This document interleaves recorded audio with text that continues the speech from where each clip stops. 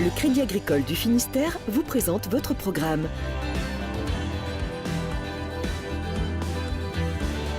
Avec le Crédit Agricole, cap sur les événements de l'été en Finistère.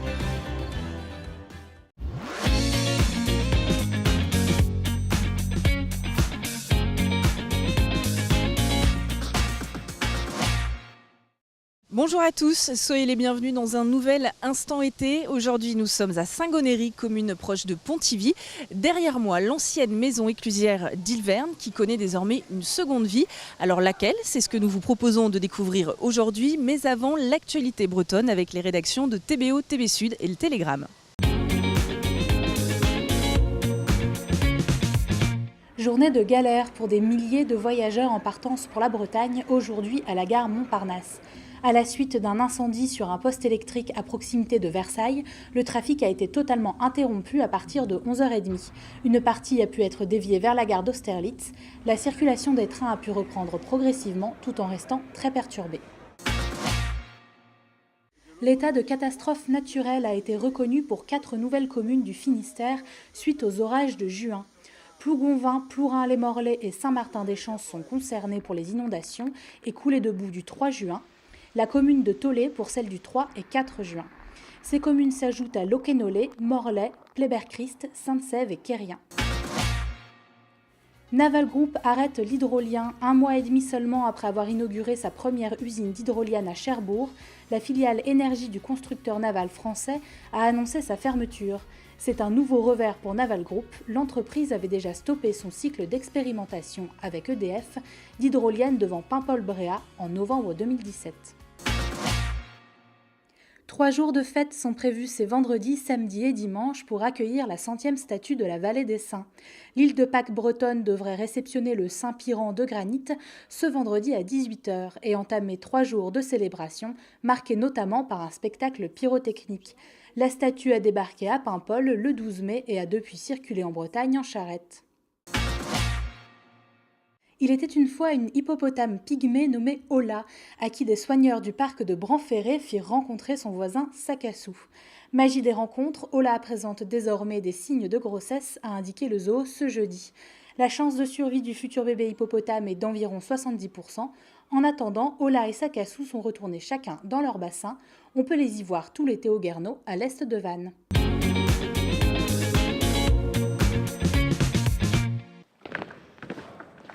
Les premiers pas sont hésitants. Le festival de Cornouailles a commencé mardi et avec lui des stages de danse traditionnelle.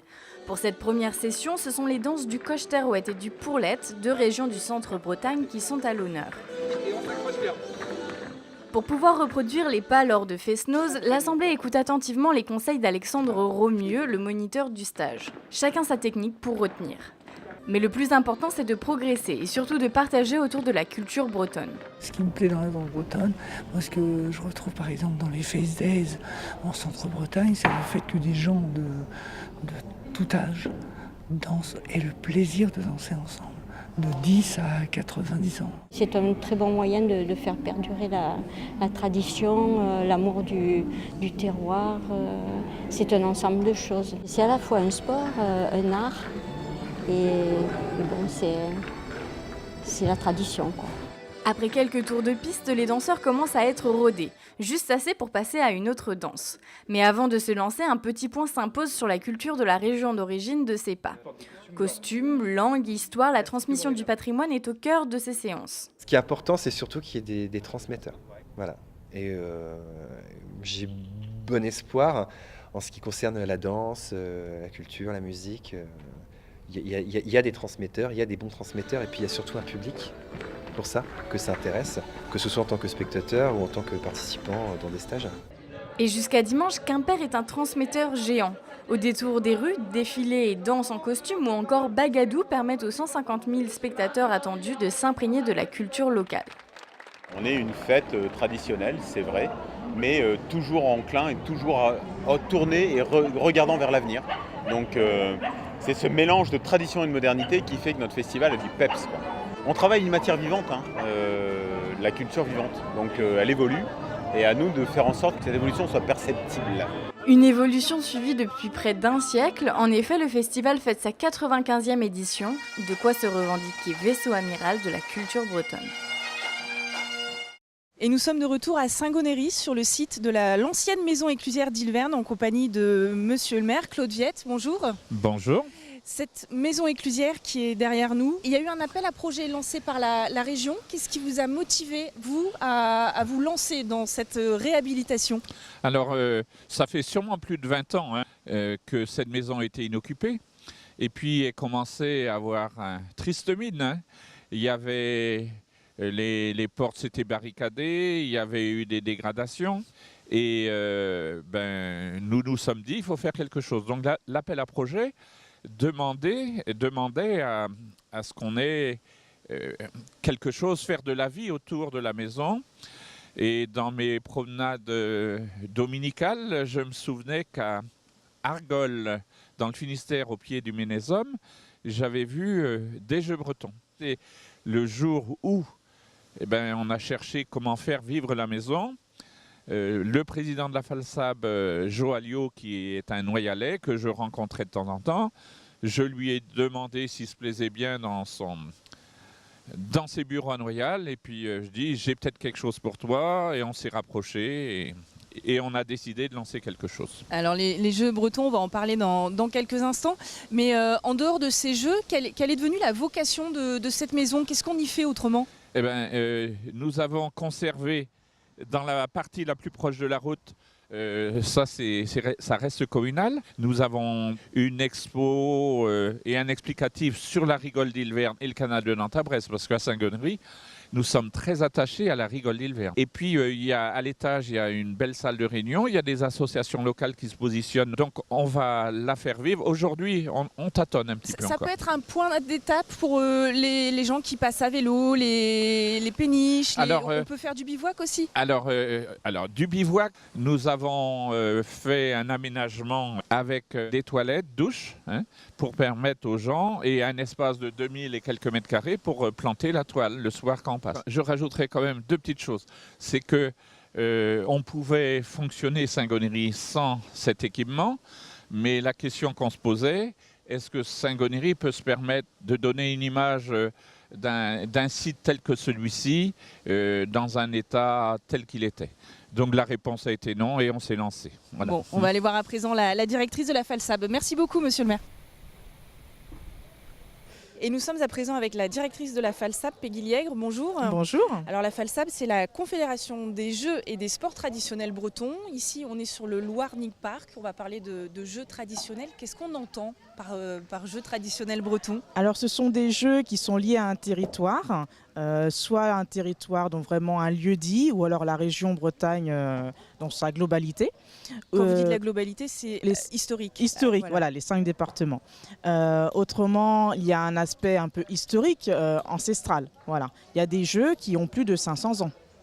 Et quel type de jeu ? Qu'est-ce qu'on va trouver Alors, là, il y a des gens derrière nous, ils jouent à quoi par exemple ? Alors, on va trouver différentes familles de jeux. Donc, on a des jeux de palais, de boules, de quilles et des jeux de force.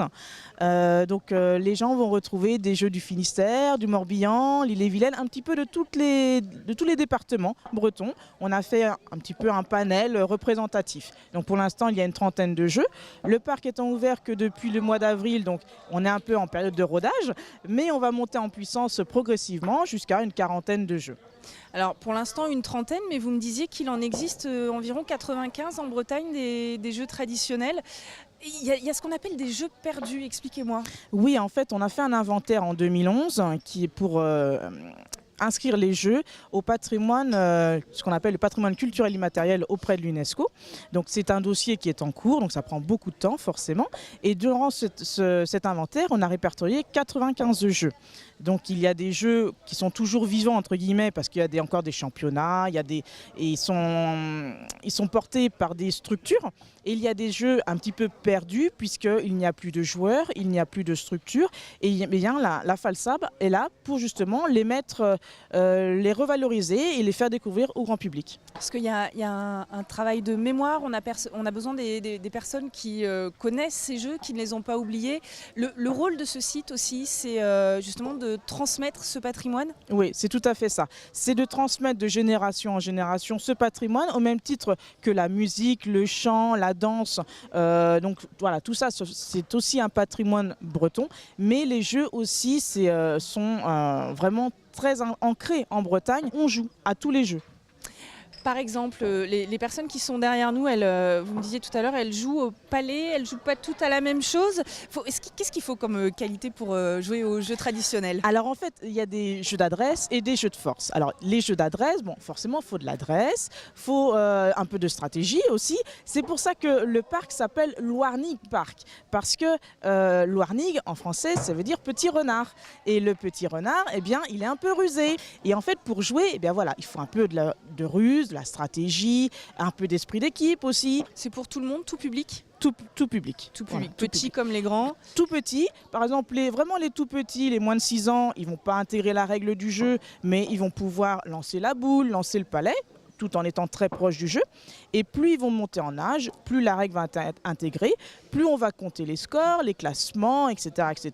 jusqu'à pas d'âge, quoi. Voilà. Et donc si j'ai bien compris, je crois qu'il faut à peu près 2h30, 3h pour faire l'ensemble du parcours. Voilà, c'est ça, c'est à peu près ça, environ 3 heures de rire, de sourire et de rigolade. Ouais. Merci beaucoup Peggy Liègre. Et puis si vous aussi vous souhaitez découvrir les jeux bretons, direction la maison éclusière d'Ilverne à Saint-Gonéry. En attendant, on vous souhaite une très bonne soirée sur vos télés bretonnes.